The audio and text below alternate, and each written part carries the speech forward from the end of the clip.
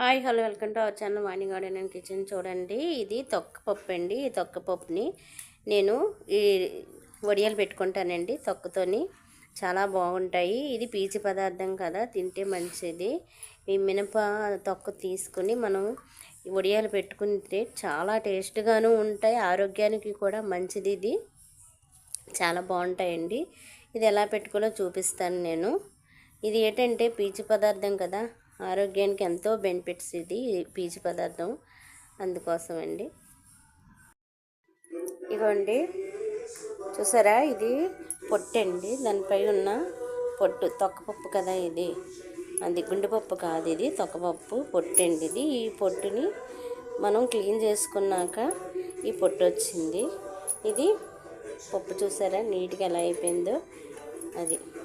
ఇది రేపు నేను వడియాలు పెడతానండి. ఇందులోని ఎలా పెడతానో మీరు చూపిస్తాను. ఈ పప్పు ఇవ్వండి ఎలా ఆడుతున్నాను చూసారా. ఇది గాలి పప్పులాగా ఆడుకోవాలండి. ఈ పప్పుని ఆడుకుని ఇందులోని కలుపుకోవాలండి. చూసారా, ఇందులో కలుపుకోవాలి. ఓకే అండి, చూపిస్తానండి. ఇవ్వండి, నేను ఇలా ఆడుకున్నాను. కొంచెం లూజుగాను కూడా ఆడుకుంటే బాగుంటుంది. ఇవ్వండి, గట్టిగాను లూజు బాగానే ఉందండి. ఇది ఇలా ఆడుకోండి.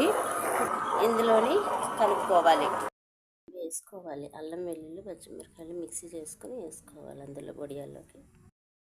ఇవ్వండి, రుబ్బు వేసుకుందాం.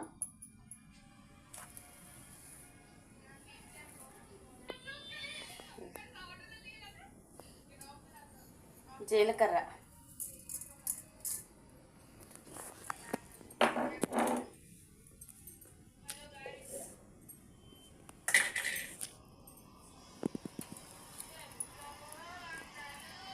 ఇది అల్లము వెల్లుల్లి పచ్చిమిరపకాయలు పేస్ట్.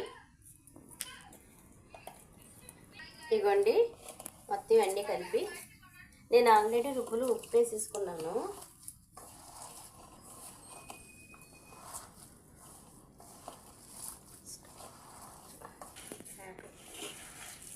కలిపేసుకోవడమే, అయిపోయి. ఇదిగోండి, ఇప్పుడు నేను పెట్టుకున్నాను వడియాలు. నేను చూపించిన పద్ధతులు కానీ ఈ యొక్క పొట్టు వడియాలు పెట్టుకుంటే చాలా బాగుంటాయండి. చాలా టేస్ట్గా ఉంటాయి ఈ వడియాలు అయితే. కారం కారంగా ఈ పీచు పదార్థం అనేది మనకి ఒంటికి చాలా మంచిది. ఇది పై తొక్కే కదా అని తీసి పాడేసే అంత ఇదేం లేదు, వేస్ట్గా మనం బయట పాడేయక్కర్లేదు. ఇది చాలా మంచిది.